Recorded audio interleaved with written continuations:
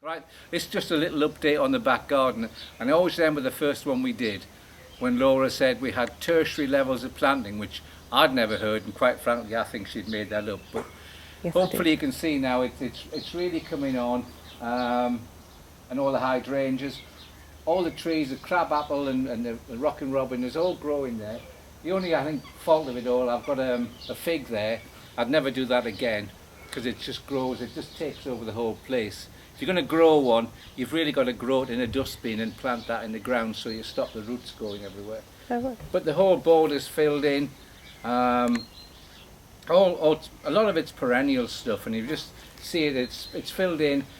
Obviously the plum trees there, so we're pretty optimistic, get a good crop. We actually pruned it for the first time this year, and we've got to be very careful pruning plums because you get silver leaf curl.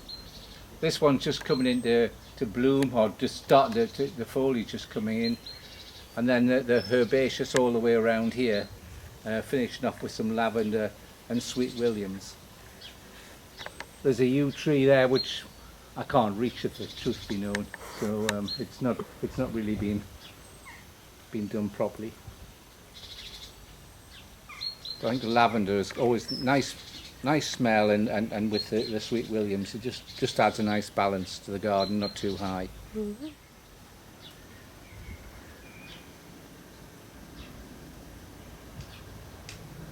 Right, so we're still in the back garden, facing north. This is a pergola here. I've got, well, there's two wisterias, one the blue one there, and the very much like the one here, which is, most folk got the wisteria out already, but this one's just coming into bloom now. And the secret with wisteria is to prune them in the autumn and then give them a really hard prune early spring, and then hopefully you don't get too much growth but plenty of nice flowers. We're probably about a week away from it being at its best, and the rest of this place is just filled in with perennials, plenty of ferns here, and I think I've got from years past I planted some, I can't remember what it was called now, for insects, a hibernacula. Well done, good work. So I've planted round the back, but it's all settled in, so it's a nice sheltered spot to be on a sunny day, which isn't very often. Okay, now right, you can go. Right, this is the sheltered bit of the garden, again the back garden between the house and the barn. Done a lot of work in here, had the wall pointed so it looks quite nice. The worst thing was there was a bamboo in here. Never planted bamboo, and if you've got to, put it in a bucket so it can't spread. It took me about 2 years, and it's still popping up now and then, but I've got a flamethrower, and it doesn't like that. So I've filled this bit in now. We've got a peony at the bottom, been here a long time. Unfortunately, it seems once the peony comes out the flower, then bang, it rains heavily, which is what happened about a week ago, but nevertheless it looks very nice. Fatsia there. We've got plenty of ferns in here. This hollyhock just appeared, so it's going to be a bit of colour, so why not? But mainly I've put a climbing hydrangea in on the far corner there, which I'm hoping will grow, and it's looking really quite strong now. In fact, it's starting to make growth.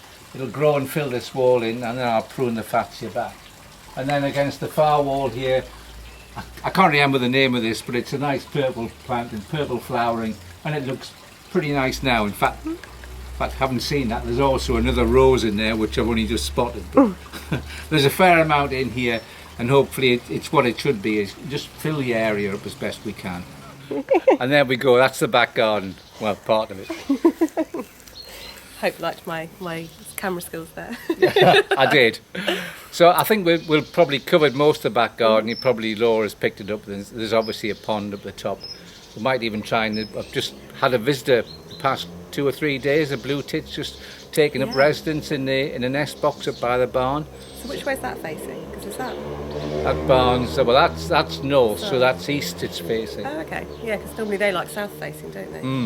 But it's sheltered, it's quite sheltered. Warm there, so it's... And Dad has more feed than anyone I've ever known for birds, so he gets most of them, I think. Yeah, I think so. Okay. Yeah. So hope you've enjoyed this little video, just with a back garden update. Yeah. And we'll see you next time. Yeah. Bye. Bye.